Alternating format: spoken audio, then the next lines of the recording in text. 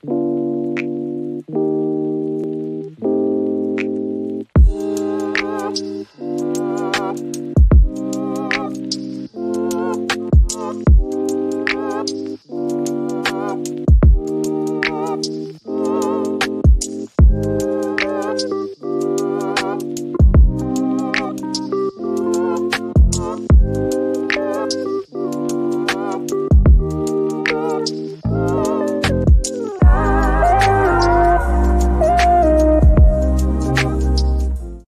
you ever dream of starting something game-changing? Then Visa can help make it happen. Maybe it's creating and selling your own customized kicks for cats, or transforming your dorm into a plushy pop-up shop, or finally going mainstream with your streaming side hustle.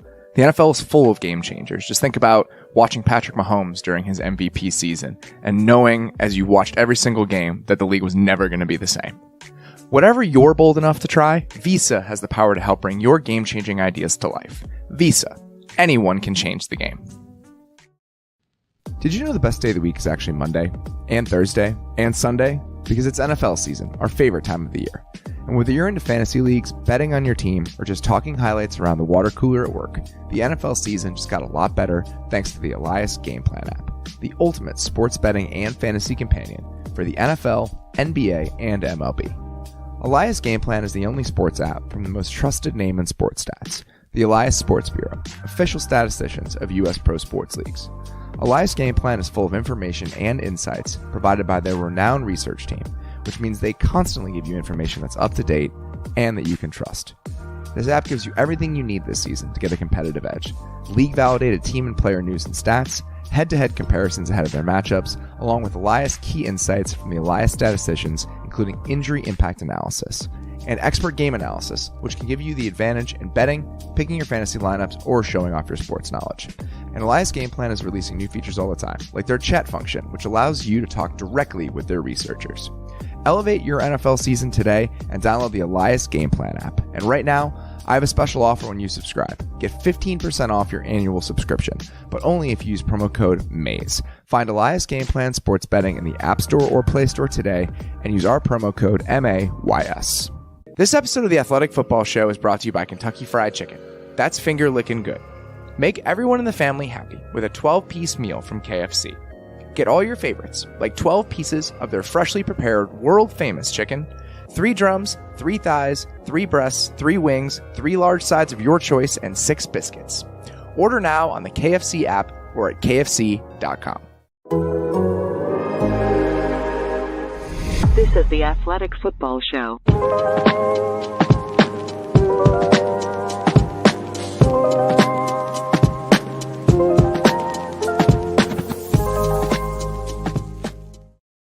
Welcome to the Athletic Football Show. I'm Robert Mays. Joining me today is my good friend Diante Lee. Diante, how you doing, buddy? I'm doing well. I got a good laugh on your guys' behalf listening to the Sunday night recap show where you're talking about the games that we're covering today. Like, you know what? I actually kind of enjoy it this way. I can roll in some shit. I can roll in some shit on a Monday talking about some of the games that might have slipped by some of our fans while they were watching their favorite teams. We got some bad ones today. Digging into Panthers Saints isn't going to be enjoyable, but there are some fun moments from the other games we're going to talk about. We're going to start with the game that I thought was incredibly fun with a couple teams that I think are pretty damn fun, and that is the Vikings and the Lions. Just setting the table here. This is the Monday Hangover, by the way. I am extremely tired. I flew back from San Francisco this morning at 6:30 in the morning. It's been a long 12 hours or so. We're getting going here. This is the Monday Hangover where we had some of the games that we did not talk about on Sunday night show. And we are going to start that list with the Vikings and the Lions today. The Vikings come back, beat the Lions 28-24. Vikings go to 2-1. Lions are 1-2, which seems like some sort of injustice in the football world that this Lions team is 1-2, which we can dig into. That was probably my prevailing thought coming out of this, is that the Lions are good. The Lions are enjoyable. Even at 1-2, I think they're going to be relevant. But what was your main takeaway from this one? I mean, if we're going general, I think I'm on the same side as you, right? Like, I used to think that this phrase was the biggest backhanded compliment in the world when you talk about lovable losers. But the Lions might be like the first lovable loser that I watch, and I'm like, I'm actually happy no matter what happens with you guys. And And that's kind of what I walked away with it, is that they are a legitimately competitive and decent team in the ways that we were talking about preseason.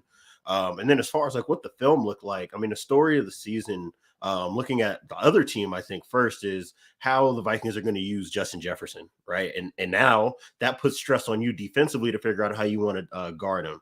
And we've seen, I guess, in 3 different weeks, 3 different approaches. So, you know, in the Packers game, you're thinking about all the soft zone, right? And Justin Jefferson absolutely tore it up. I think in the Philly game, you got a little bit more tight man coverage. We're going to leave our guy one-on-one on him, and we'll figure the rest of the picture out, behind him. And then watching the Lions, one of the things that kind of blew me away was the commitment that they had to try to get 2 sets of eyes on him, especially early in the game, to take away some of those easy rhythm looks that Kirk Cousins wanted, trying to get him in a rhythm and see if you can pick up some cheap explosive plays.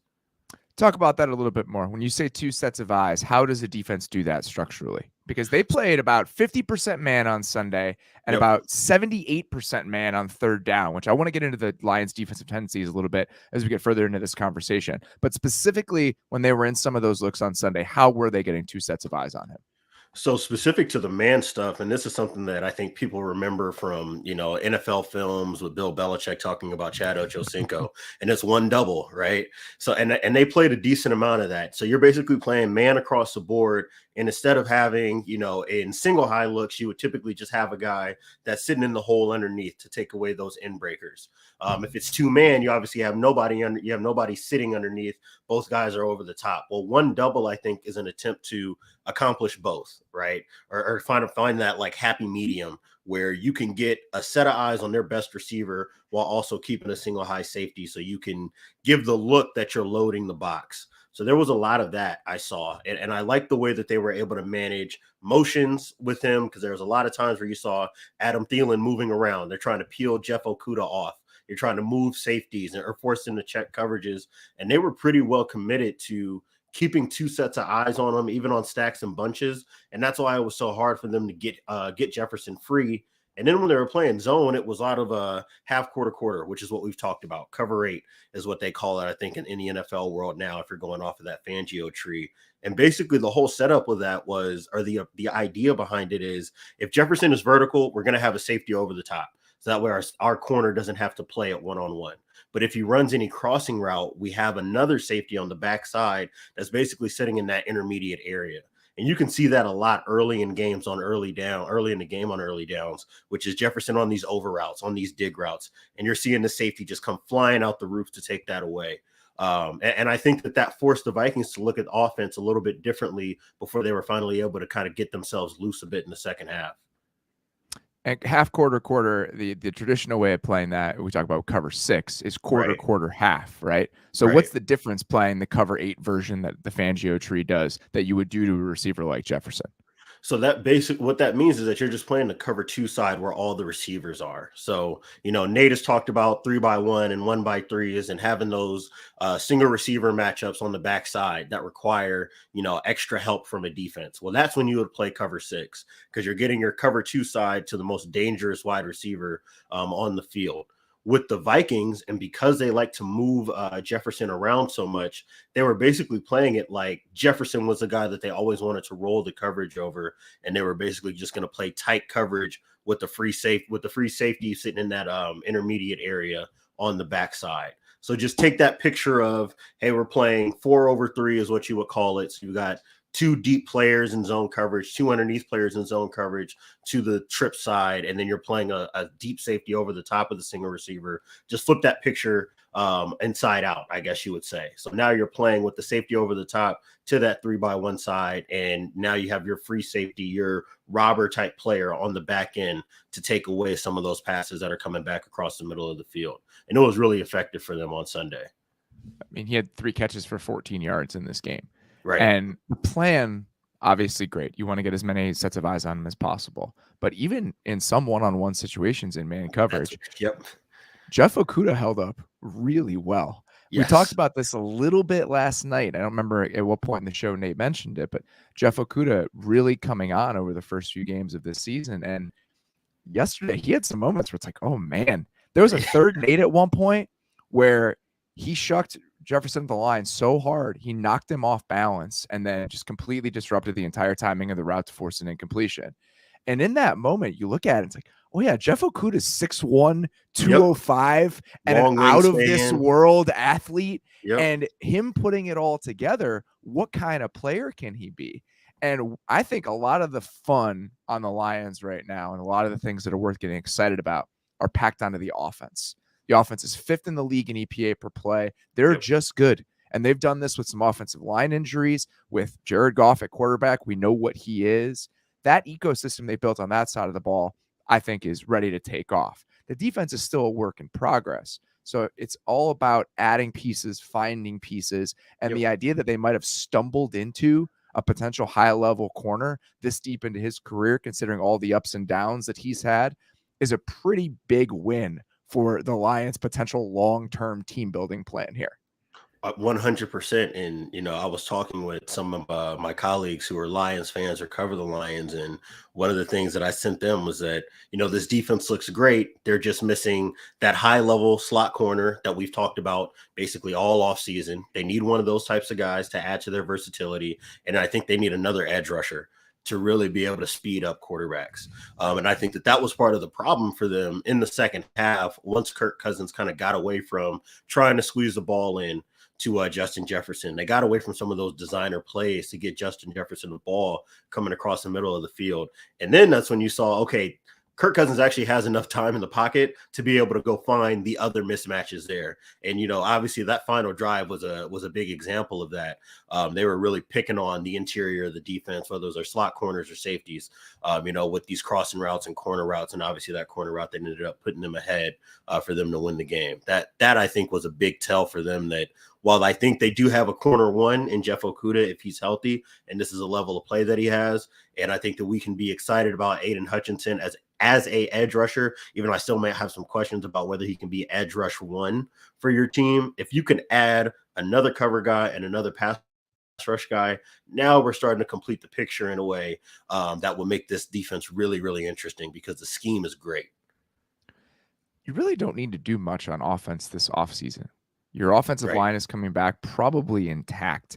Vitae has a big cap number. We'll see what they want to do with that. But that group of personnel offensively is pretty much intact. They're going to drop Jameson Williams into this at some point. He's just looming there in the background. Chark is obviously on that 1-year deal. If they decide to bring Chark back or whatever their outside receiver spot looks like, having Jameson Williams in this mix compared to Josh Reynolds is a pretty exciting idea. We'll see what they end up doing at quarterback if they move on from Goff. Just looking at their resources, period, with a couple logical moves, they could have about $60 million in cap space, and they have multiple first-round picks. So do they use both of those first-round picks to try to go get a quarterback of some kind? And if they do that, and then you have a guy on a rookie quarterback contract, if that's the route that they go, and you have that $50-60 million in cap space, now you can start spending on defensive players. You can get some plug-and-play defensive players, because that's what they need, right? Mike Hughes had some rough moments in this game. Awaria had some rough moments in this game. I'm trying real hard. He was number 24 to me in this game, because every 5 minutes it was illegal contact, number 24 on the defense, automatic first down. And they just don't have the horses on that side of the ball right now. And that comes through beyond the pass defense issues and the penalties that racked up in this game.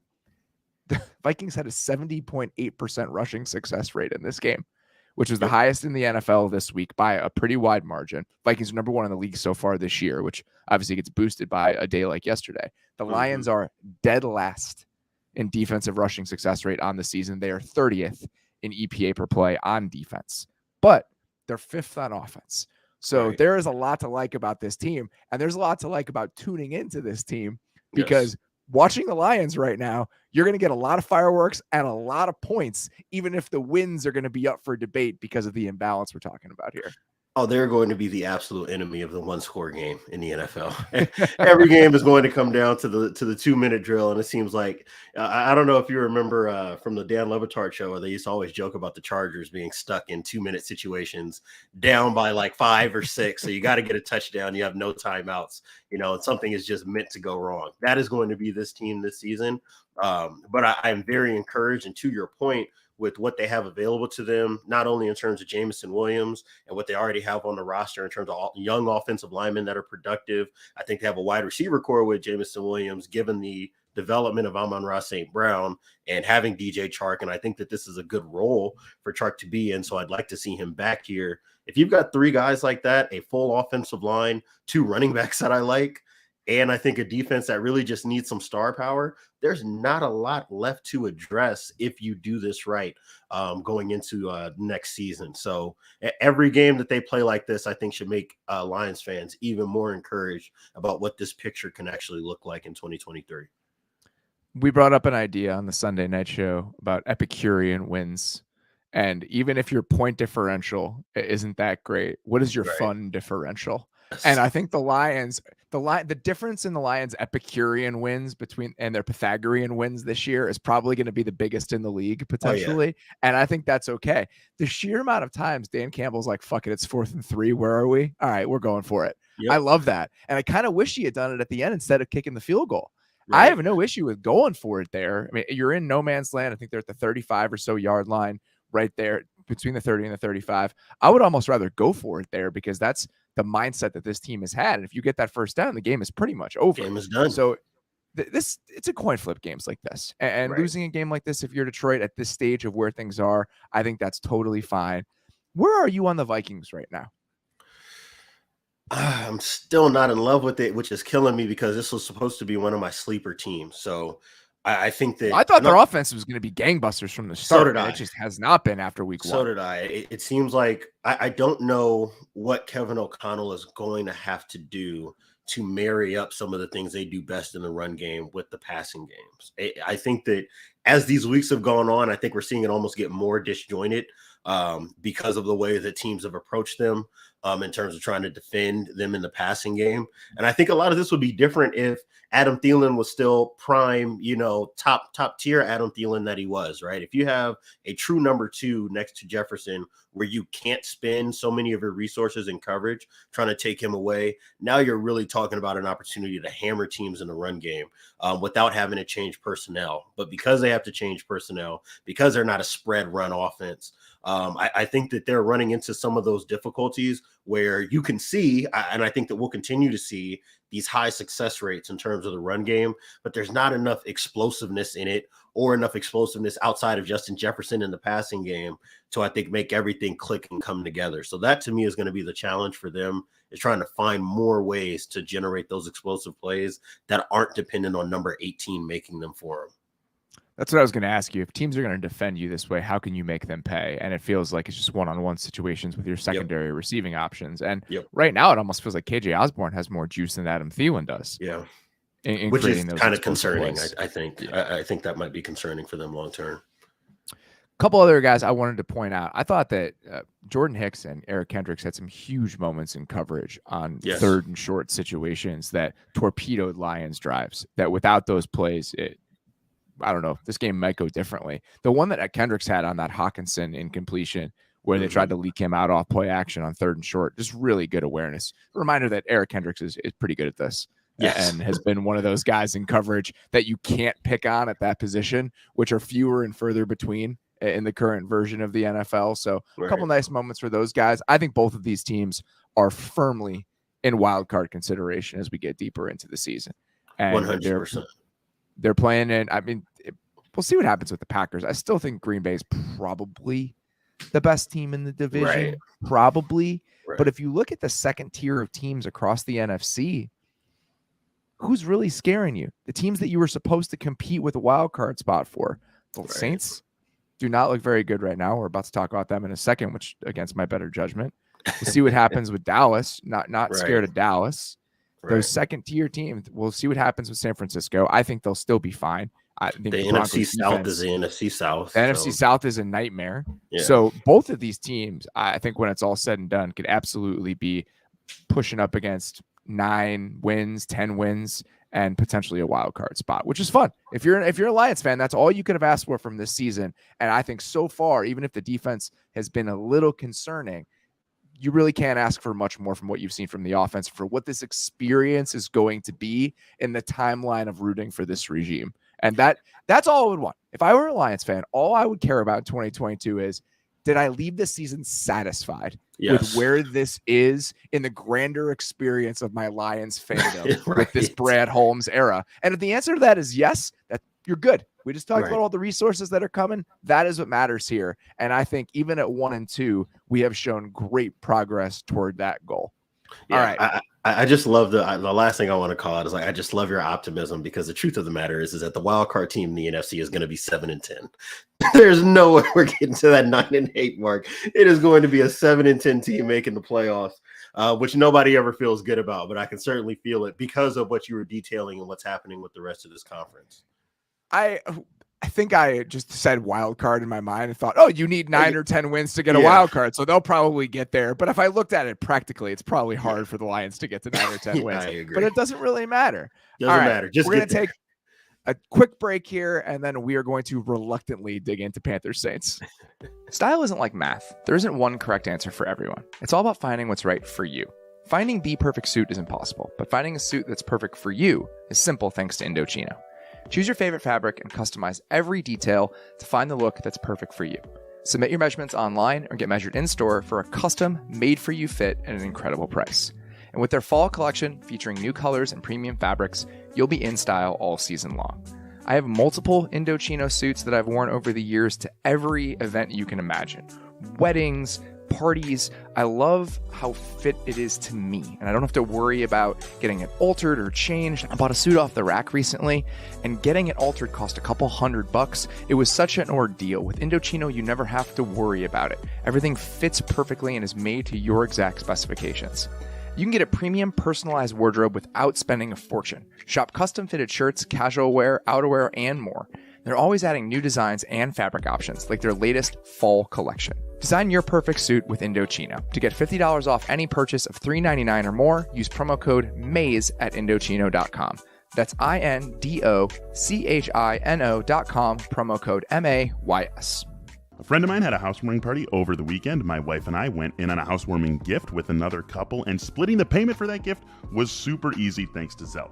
When anyone sends you money or if you need to get paid back, always ask for Zelle. With Zelle, the money goes straight into your bank account and it works even if the sender banks somewhere different than you in the US. I've been using Zelle for years regardless of what you are using it for. It is just an incredibly easy service to use. Whether you are receiving payment, sending payment, really doesn't matter. It's easy, it's quick, and it is simple, and I think that's something that we all love. The money sent goes straight into your bank account, typically in minutes between enrolled users. You don't have to download another app because it's probably already in your banking app. It's in over 1,600 different banking apps, in fact. So again, probably a very good chance that it is already right there in your app. Always double check that the sender has your correct US mobile number or email address so the money goes to the right place, straight into your bank account. And just a little tip, good to do that if you are the sender as well. Make sure you've got that right number or that right email address so the money gets to where it needs to go. Look for Zelle in your banking app today. Here's the deal. I've got a hangover. Who knows what that means? I feel like I have a hangover after rewatching that Saints-Panthers game this morning. I have a question for you. Have the Panthers under Matt Rule created the worst offensive infrastructure that you can remember in modern football? And this is why I asked this question, because it's over multiple seasons with multiple offensive coordinators and multiple quarterbacks. They finished dead last in pretty much every single advanced offensive metric last year with Sam Darnold. And right now, Baker Mayfield is dead last in the NFL at EPA per dropback. I cannot remember anything like this, where you're cycling between different people, different personalities at the top that are supposed to be responsible for this, and it just doesn't seem to matter. I hate to answer a question with a question, but can somebody tell me what this offense is even supposed to be good at? I watch all the time and I'm waiting for okay, some teams have a calling card. You think of RPOs with certain teams or, these deep pocket play actions if you're from the Shanahan tree, or these bootlegs when you're thinking about the Jared Goff Rams, and I don't want to just take the best teams as examples, but you can kind of go down the line with a lot of these different franchises or head coaches or offensive minds. And if nothing else, you can say, even if it sucks, that you can identify what it is that they're actually trying to do. I have no idea what this offense is trying to accomplish on a play-by-play basis, let alone a drive-by-drive basis, which stinks because I'm watching Christian McCaffrey actually be a good player, healthy again, and looking like he has to shoulder the load for this offense. And I don't even think that he's being utilized to his fullest potential. So I don't know how you even address something like this, because it feels like the holes are everywhere. The leaks are everywhere. They have some receivers I like. I just mentioned that I like their running back. The offensive line is still a problem, but you continue to make these changes. Which it wasn't supposed to be as big of a Not problem. supposed to be. They added pieces along the offensive Right. line. They picked a guy in the top 6. They spent money on that position group in free agency. It was supposed to be better. And then you watch them being incapable of picking up like a simple twist. It's like, what is happening here? Yes. And I'm like, you change, and to your point of changing offensive coordinators, first it's not running the football enough. Then you bring in McAdoo to get in more quick game, because you know that's something that he's a big believer of. And I'm still watching a quarterback that can't navigate any of this, a team that can't set their protections properly to pick any of this stuff up. Keep in mind the fact that basically everything that the Saints did yesterday is the exact same thing that they did to them last year in the first 4 weeks of the season when they were in Carolina. So I don't know what exactly it is that if I'm a Panthers fan, I'm supposed to walk away feeling like, okay, this has been addressed and we have actually made improvements in X, Y, and Z fashion, because it's just not there. Yeah, I mean, they blitzed at an absurd rate yesterday. Carolina actually blitzed the highest rate of the week yesterday. The Saints were second, and they were completely unafraid at sending more guys at Baker because they just don't think he can handle it. And if you look at the results, he can't handle it right now. Right. He looks completely uncomfortable. He's crumbling in the pocket. By the way, well, let's get to a couple stats. 12 of 25, okay, over the course of this game. They had 5 passing first downs in this game. 5. That was the same number as my victorious Chicago Bears, which brings me to my next point about this game. The Panthers won this game. Yes. They won the football game. How is that even possible when you go back and rewatch this or look at the offensive box score for this team? Even if you concede that there was a defensive touchdown involved here somewhere along the way, this still should not be the final outcome. Take the box score out of it, just watch the highlights, and you can see that the Panthers look like the objectively worst football team between the two. They looked awful. And to your point about how much blitzing, that they see, and to me, the interesting thing was watching the Saints, and Dennis Allen's defense is not really built to send a bunch of pressure at you. You'll create the illusion of pressure, but not send a ton at you. But for me, I think it was interesting seeing, coming fresh off of Baker dealing with Wink Martindale, that I think that Dennis Allen looked at this team and said, well, then why would I do all my best coverage stuff against a quarterback and an offense that I don't actually have to respect?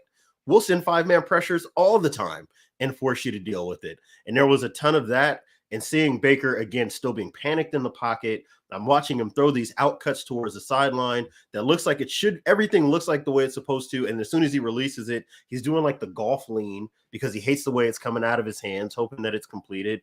He's not working the middle of the field still in a way that you would expect, or the way that he did when it looked like he was a viable starting quarterback. And we talked about this, so I don't want to beat a dead horse about this same conversation last week, but this is just who he is. This is just who he is, and I don't know if there's going to be any improvements made, and I certainly don't believe, if there are improvements to be made, that this offensive staff is the one that's going to get it out of him.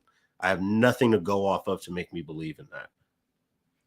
I don't think he gets another shot here if it continues to go like this. It's the last year of his deal. He'll hit free agency. There's no reason for him to be back. And that just brings us to a series of questions about the Panthers' future that I talked about last week and frankly do not care to talk about again because it's just not that interesting when you compare it to everything else in the league that's currently going on.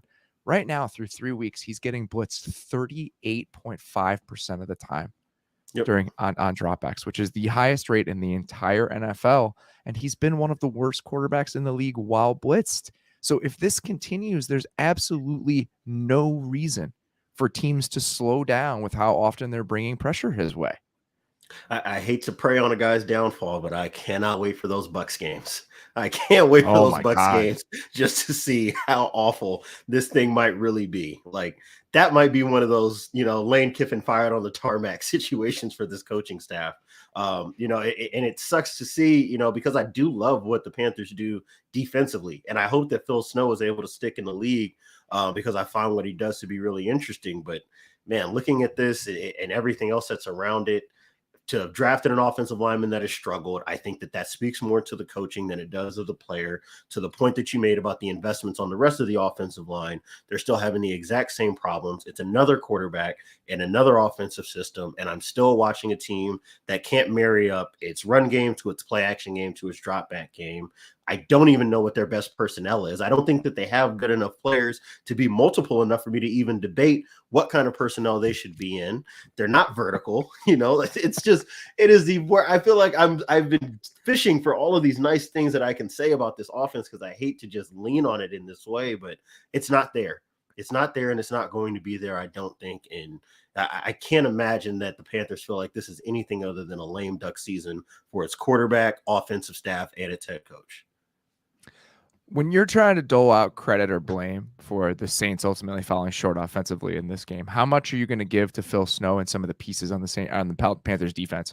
J.C. Horn had not only a game-sealing play, but also played pretty well over the course of the entire day. Chin had some really nice moments. They have some fascinating dudes on that side of the ball. But I think we've come to an existential crisis about what a Jameis Winston-led Saints team looks like. So trying to parse between those two things about, all right, the Panthers defense played well, but how do I feel about what Jameis is going to look like over the next 15 weeks? Health, all of those different questions. Those two ideas are like rattling around in my brain, and then they're fighting each other. It's weird because when you watch Jameis with clean pockets, it looks the way it's supposed to look. Like when the Panthers only bring 4, he's navigating the pocket well. He threw some beautiful balls on out cuts. They ran, a variation off of 989 where you get these corner routes to Chris Olave. It was a dime that he threw there. I think he just missed Kamara on a touchdown on a pick route. So when it's there, on a 4-man pass rush, you can see just enough that convinces you and tricks you into believing that the rest of the Jameis experience isn't going to happen. And the Panthers have banked on this since he's been the starter. The same thing happened last season when they played in Carolina, and you saw all these mugged up and overloaded looks. The second that there is pressure, Jameis Winston is just not a quarterback that is going to solve his own problems in that context. And that's where you get those misses. That's where you see guys that are streaking wide open because the Panthers, while they're playing cover 0, it's like the most disrespectful version of 0 that there is because they're not actually looking at the receivers. They're just dropping to depth and then just waiting for Jameis to throw the ball to them instead of the receivers. It's like some of the most spot drop cover looks. 0. Yes, exactly. Like it looks so unsound watching it or looking at everybody's eyes and where they're at in relation to receivers. But I think that speaks to the fact that all you need is one unblocked rusher or a little bit of pocket movement, and Jameis is probably going to make the wrong decision.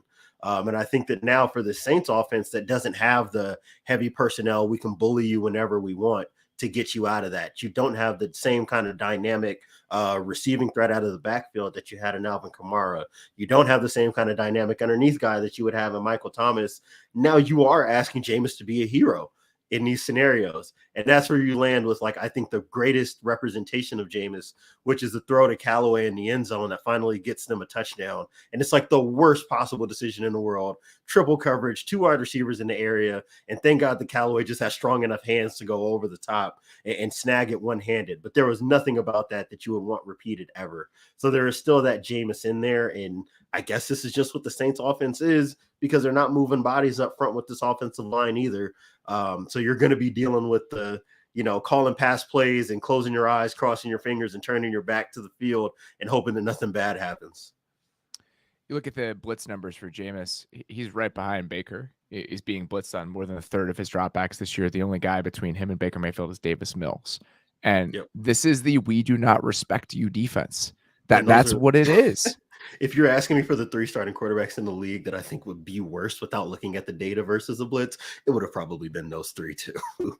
It's a rough situation, and I don't know when it gets better. And the problem is this was part of the equation. This is part of the formula, is that they needed him to play well to make good on their ambition this offseason. And they needed him to play well to justify the way they tried to build this thing. And we shouldn't really be shocked that Jameis, when pressed, isn't able to play well enough to make good on the bets that they made, because we've seen him as a starter in the league. And I think there was a reason that there wasn't a robust market for him when he was available a couple of years ago.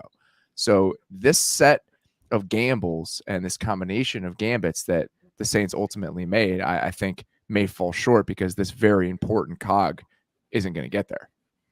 Yeah, and I mean, and that again, because there's just not enough in personnel for on the offensive end, in my opinion, to make up for just how cash strapped they've been offseason over offseason, trying to do the magic to stay somewhat competitive.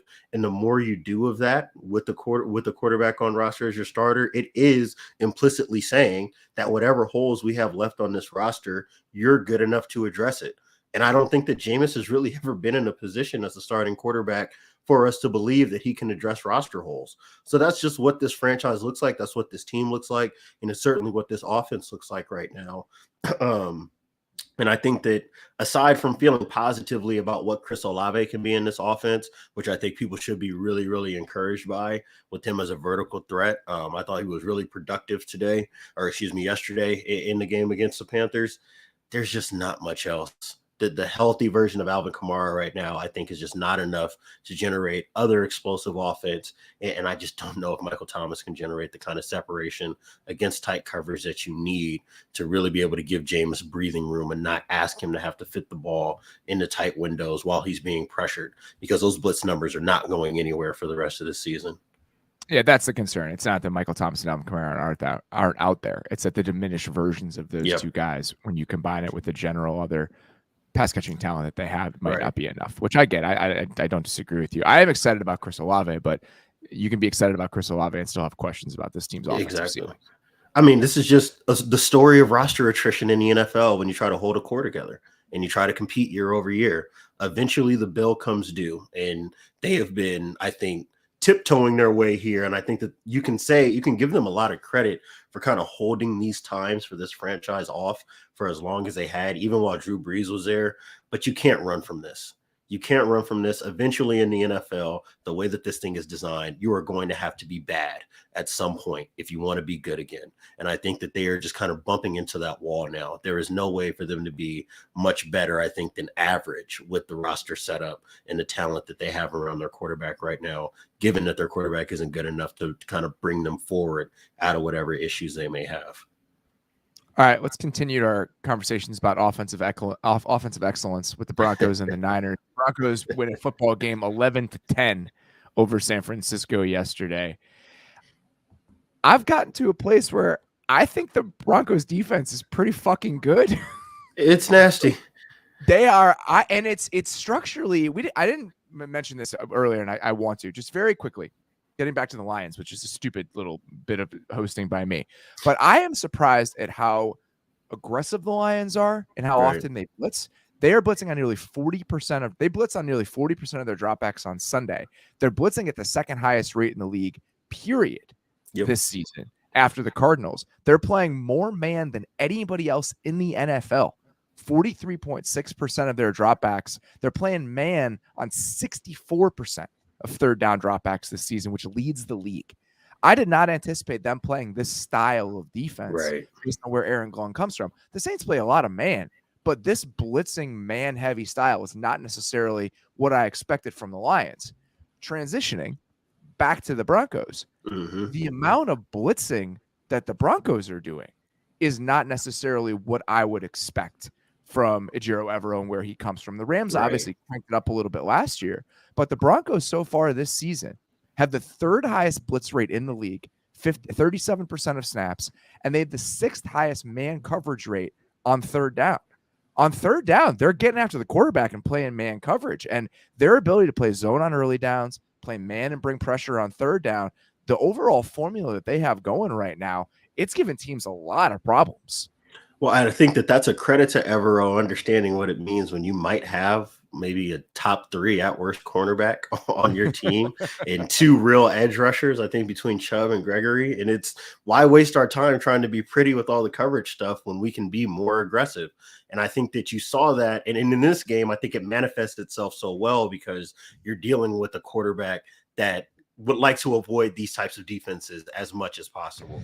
I think that, the entire build of the Jimmy Garoppolo era 49ers is, please God, let us run the ball well enough that you can't play just like straight man because of all the misdirection and moving pieces and the little matchup problems we can create with Ayuk and Deebo Samuel and George Kittle.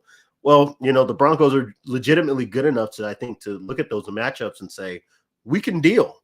We can deal with your number one receiver. We'll handle, all the in-breaking routes that you might get from a Deebo Samuel with some of the stuff that they were doing in coverage that we'll kind of cover. And then they've got edge rushers that can control these edges in the perimeter run game.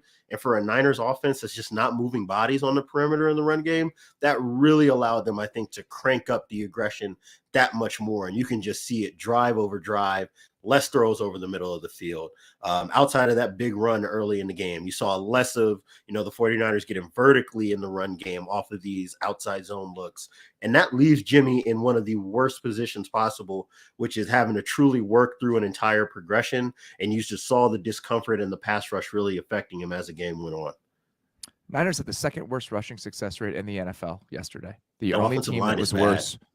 Yeah, and I think that this defense is really good. Yeah. I think the defense has pieces, and I think the offensive line has some questions. Burford had a couple nice reps, and there were a couple nice moments, but overall, I think that they were at a disadvantage playing against this Broncos front.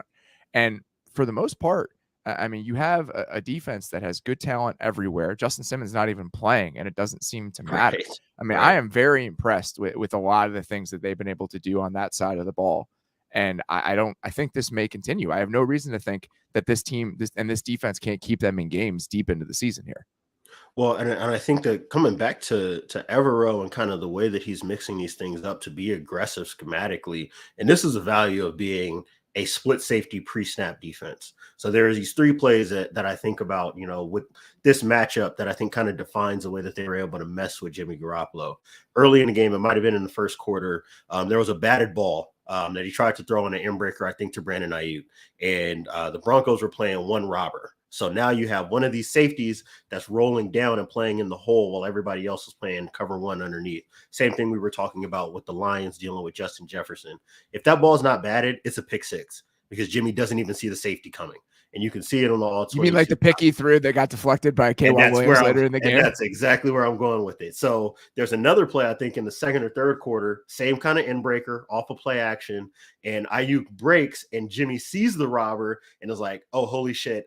I know as a robot, I have to throw this little drift route or deep in route, but I see this guy coming and I don't want to get Ayuk killed. So he kind of dirts the ball basically right at Ayuk's feet. He has to dive for it and it's a miss. So I'm thinking like, okay, maybe Jimmy has learned, that he's got to be aware of this guy. And to the point that you just made, the answer was no. Late in the game, need a conversion later. You're trying to drive.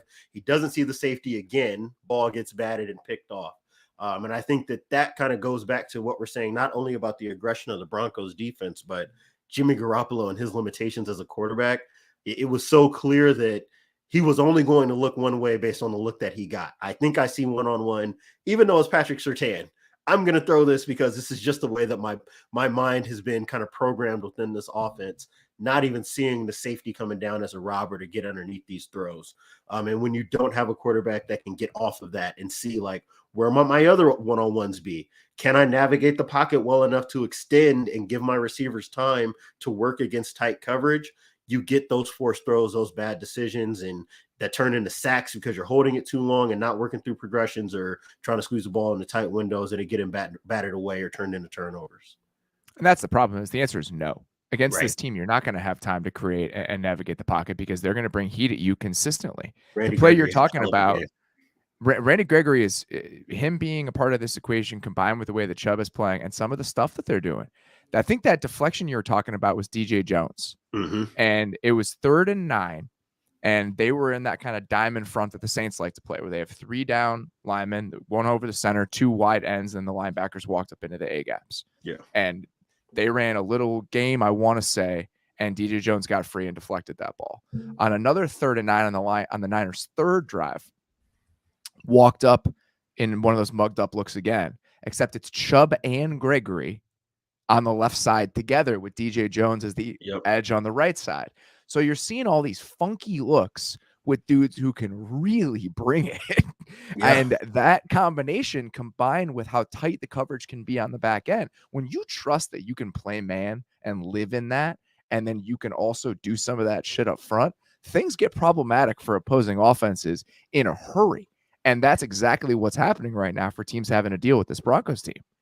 I mean, it's suffocating, man. Like, again, just watching the process of this game play out from the all 22 copy instead of broadcast, where you can see the whole picture. It's just drive after drive, and you're just seeing less air and less air and less air. And the further away that the 49ers got from their opening scripts in some of their designer plays, you think about that Deebo Samuel wheel route, where it was clearly designed because they figured they'd get single high in that look, and they were able to attack it out of that. Well, you can't really go back to that because you're not setting it up with all the other things that exist within this offense. And you can't set it up because of all of that tight coverage. You know, the lack of respect that you have for a Jimmy Garoppolo hurting you vertically. The fact that this offense really isn't even designed to hurt you vertically right now because of what they have at quarterback, and the fact that they probably can't protect long enough to push it vertically, even if they wanted to. That takes a lot away from this offense in terms of its potential and its viability. And if this is where they're at, it doesn't matter how efficient Jimmy is off the play action game, or whether or not they're able to, be viable enough in the running game to stay efficient. You've got to find a way to push the football down the field. That's not just Deebo Samuel catching the ball at 12 yards and hoping he makes two guys miss to turn it into a 25-yard gain. And that right now might be their best offense. And if that's your best offense, to me, that's not good enough to be able to win games with what else they're dealing with on O. They had 3 play action dropbacks in the second half. He completed one of them. The second was when he ran out of the back of the end zone, which is a thing that happened in this game. And it was a good thing that it happened, because on the play, he threw a pick six. He threw a pick six. It would have been a touchdown if he had not run out of the back of the end zone. So that's a heady play by Jimmy. That's what you get from veteran quarterback play. When we're talking about the difference between Jimmy and Trey Lance, is that Jimmy knows situationally he's got to run out of the back of the end zone on that play, because he knows himself well enough that it's going to be a disaster. Listen, that only comes with experience and reps, and that's why the Niners offense is in this spot. And then the third one, Randy Gregory toasts the backup left tackle and finishes off a sack. And that brings us to an entirely different problem that the Niners are about to face.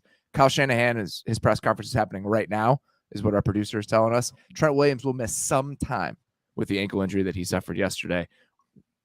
Oof. Who was the good offensive lineman left on this team now? That's a very important question. And I think the answer is no one. Maybe at some point down the road, but you got your first year starter left guard. You got your first year, 4th round pick right guard. You have your right tackle who seems to be nursing a knee injury at all times at this point. Instead of take time off left and right. He had his rough moments again yesterday. And I like the pass catchers. I think they're all really good. That's all we got on this offense. And I think that you're looking at an infrastructure where the foundation is slowly starting to erode. And what does that ultimately look like? I think the answer is kind of depressing. 100%. I mean, you think about just last season, right? The entire reason why the Deebo Samuel at running back package worked is because you had to honor Elijah Mitchell, and you have to honor the play action game, and all these personnel packages look the same and they can maul you up front. So it's not like you can get cute and say, hey, we'll just play nickel to everything. We saw what happened in that Monday Night Football game last season when they played the Rams, and they really just ran up and down the field. That was the value of that, is that you had an offensive line and I think enough in the running game to make defenses think twice. And now you can move Deebo around. You can get Ayuk in these guaranteed one-on-ones versus soft zone coverage, where you can get these end breakers for easy completions. Or you force teams, you can get Kyle Juszczyk out and empty as a wide receiver, and teams are just giving you zones. So now George Kittle can work these choice routes underneath against linebackers. Well, the less of that you have because of your lack of ability to run the ball and stay in heavier personnel, you don't have a quarterback that can push you vertically to make up for that and make you honor it. And this is some of the same problems I'm sure that we'll get to when we talk about the Broncos. What does that leave you with? Again, you start talking about all these different factors that turn your quarterbacks or force you to ask your quarterbacks to be heroes in drop back scenarios. Jimmy Garoppolo can be plenty of things as a quarterback, but a savior for your offense in the passing game has not and will not be one of them. And I think that the longer that this goes on, especially if Trent Williams misses any kind of extended time, the more likely it is that this team goes from sneaky contender with maybe the best defense in the league to probable disaster where your defense is going to be top 5 in DVOA and your offense is just going to be off the cliff. And I think that leaves this franchise in a tough spot in terms of trying to forecast what the future of this thing needs to be offensively. Jimmy is not going to be the savior for the Niners offense. He was never going to be. That's not what his role was within this entire plan. Russell Wilson was supposed to be the savior for the Broncos offense. And he is not. He's not. until the data points change, he's not that. And when you're watching this team on offense right now, what is the thing that's concerning you the most? I think it's structurally. Like, I'm watching and I'm like, is this the most like uninspiring version of the LaFleur Shanahan offense that we have in the NFL currently? And I don't know where exactly I want to point the finger at between Hackett and Russ, but it's hard to watch them make these quick game calls. That will be perfect for Aaron Rodgers, but you know that Russell Wilson is not going to throw them. Those stick concepts, the spacing concepts where you're trying to stretch a defense horizontally and fit the ball into these underneath windows, that's not who Russell Wilson is as a quarterback. That was part of the problem that they had with empty last season with Shane Waldron in Seattle. They basically had to force it into being a more vertical type of look because he's not a quick game guy. He's not going to be an chucking the ball outside the numbers 25 yards down the field every single time they go in empty, and he's completing like 35% of those passes. And I'm feeling horrible when it's like Jerry Jeudy in the slot because he's trying to work to find these underneath windows, but the ball's never coming there. It doesn't matter if he gets open or not. And I think about that in conjunction with the defense that they're seeing in San Francisco. And I'm like, you couldn't pick a worse defense to be having these kind of troubles against, because this defense smells blood, I think, better than any other zone coverage team that we have in the league, maybe short of like the Bills when they have everybody healthy.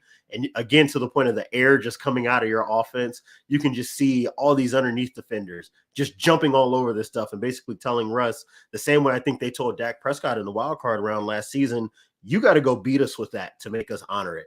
If you're going to chuck the ball down the field, then you're just going to have to go do it 15 times and complete 8 or 9 of them to get us to do anything differently. And you weren't able to do that. And I think that leaves Russell Wilson at a point where, as a less creative quarterback with his legs, what do you have now offensively? And it's not good. It's just not good. And I think that the more of that we see with the targeted pressures that San Francisco ran, you're going to start seeing teams play them that way and really forcing Russ to throw the ball hot. You know, they're going to try to make him be a quarterback that he's not, which is throwing the ball underneath on these hot looks or forcing him to take the ball out vertically, you know, against these defenses that are really sitting tight in these throwing windows and trying to make him win one-on-one against corners that are in tight coverage. I just don't think he's built for the way that football is currently being played. I'm with you. And it's for a few different reasons. The ambition and pushing the ball down the field and how that's kind of been taken off the table with a lot of this just basic defensive structures that people are playing is part of it. But I think about the best quarterbacks in the NFL right now, the guys I'm most afraid of playing in this box that defenses have created for them. Patrick Mahomes, Josh Allen, even like some of the stuff that Trevor Lawrence is doing right now. Russell Wilson is not a creative thrower of the football. He's not a twitchy thrower of the football. He does some creative things off schedule. Think about a couple of the plays from this game where he's dumping the ball off late. He's like shoveling it to people. He's popping it over people after he starts scrambling. Watching the best quarterbacks in the league operate within this new world, you have to be incredibly twitchy and you have to put pace behind those throws into tight windows, into compressed areas of the field. And Russell Wilson has never done that. He's never been able to do that, and he's never shown a willingness to do that.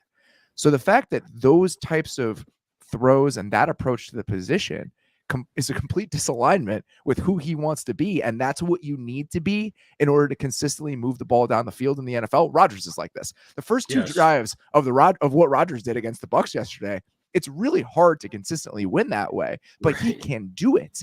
So it is hard to think of two quarterbacks more dissimilar than what Aaron Rodgers is in this sort of world and what Russell Wilson is in this sort of world. And I think that's what the Broncos are running into right now.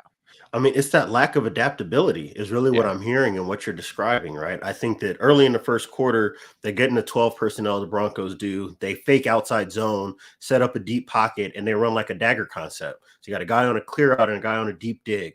And Russ actually drills the dig. And when he throws it, I'm like, if you just did that, if you could just do that, run this version that Aaron Rodgers basically killed the league with last season, getting into those deep pockets and less of the RPO stuff, this offense could work because of the talent that they have at wide receivers.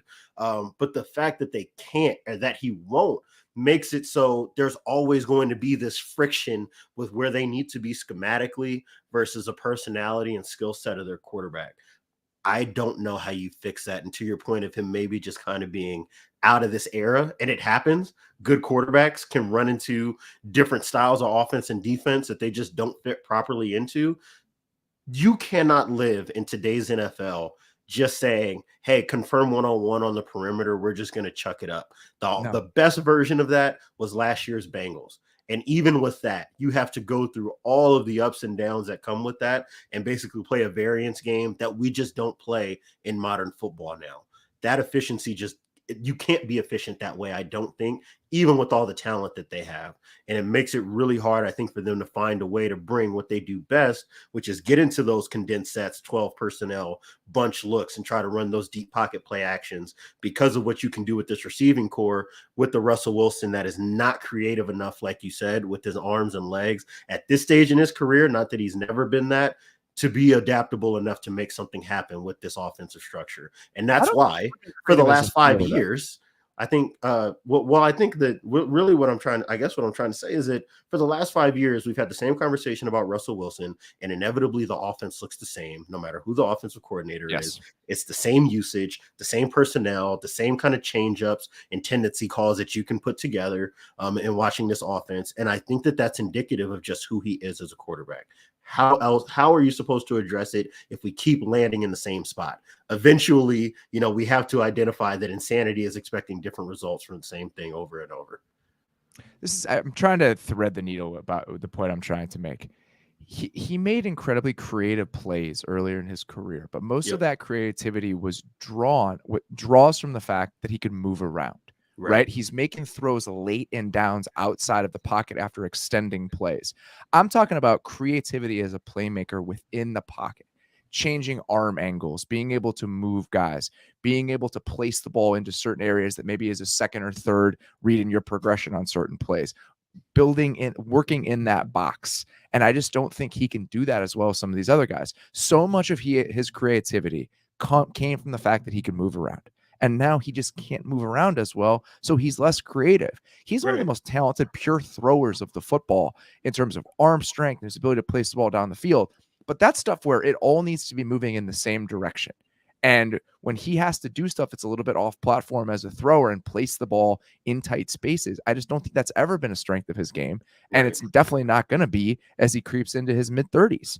And I think that you're seeing that a little bit when you compare him to some of the other guys in the league and how twitchy they are as passers. He's just not that twitchy of a thrower into those areas of the field. At least I don't think so. I don't either. And, I guess on a positive note, it's not like they went out and spent a whole lot of money to secure this guy's future within this offense or anything. I mean, it's the idea of him making this sort of money and not getting better and I'm sure they will get better. Right. Sure I think it will be okay. It will be okay. But if he can't ever get back to even like tier 1B quarterback on this sort of contract, and that's an anvil potentially around your ankle as an organization for multiple years if you're Denver. And that outcome after all of this is a pretty daunting one. All right. We got one more quick break, and then we're going to get to our last game here. Now, our next partner is a pretty cool product. Let's talk about Athletic Greens. If you're looking to get better gut health, more energy, or a stronger immune system in a really easy, natural way, you've got to check out Athletic Greens. I'm sure you'll all agree that most of us aren't huge fans of having to take a bunch of pills or vitamins in the morning. But with Athletic Greens, you can get rid of all those extra vitamin bottles and finally make some room in your cabinet. Athletic Greens is an all-in-one solution that actually tastes good, so you'll really enjoy getting your daily vitamins. I love the taste. It's nice and sweet and tropical. I make it in the morning while I'm brewing coffee. 1 scoop, cup of water, mix it up. an easy, simple way to add more nutrition to your day. So what is this stuff? With one delicious scoop of Athletic Greens, you're absorbing 75 high-quality vitamins, minerals, whole food source superfoods, probiotics, and adaptogens to help start your day right. The special blend of ingredients supports your gut health, your nervous system, your immune system, your energy, recovery, focus, and aging. Right now, it's time to reclaim your health and arm your immune system with convenient daily nutrition, especially heading into the flu and cold season. It's just one scoop in a cup of water every day. That's it. No need for a million different pills and supplements to look out for your health. To make it easy, Athletic Greens is going to give you a free 1-year supply of immune-supporting vitamin D and 5 free travel packs with your first purchase. All you have to do is visit athleticgreens.com/maze. Again, that's athleticgreens.com/MAYS. Take ownership over your health and pick up your daily nutritional insurance. Sunday Night Football is back on Peacock and NBC. Experience live games, full replays, exclusive post-game breakdowns, and so much more. Watch the biggest and brightest stars like Tom Brady and Patrick Mahomes conquer the gridiron and fuel your fandom with commentary from the hottest talent in the booth and the studio. Hear Mike Tirico with the play-by-play, commentary from Chris Collinsworth, Melissa Stark on the sideline, and Maria Taylor with pregame coverage. When you stream Sunday Night Football on Peacock, you'll get access to tons of live sports, hit shows, new movies, and more, like the NBC Sports virtual channel. It's your always-on destination for sports talk and news, with great shows like Pro Football Talk, Brother from Another, and Chris Sims Unbuttoned.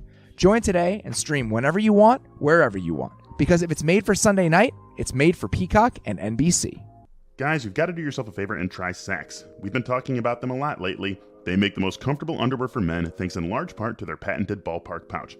Basically, a built-in hammock that holds everything in place with no sticking or irritation, just 24/7 comfort. Saxx underwear is legitimately life-changing, and they just announced Steph and Trayvon Diggs as partners of the company.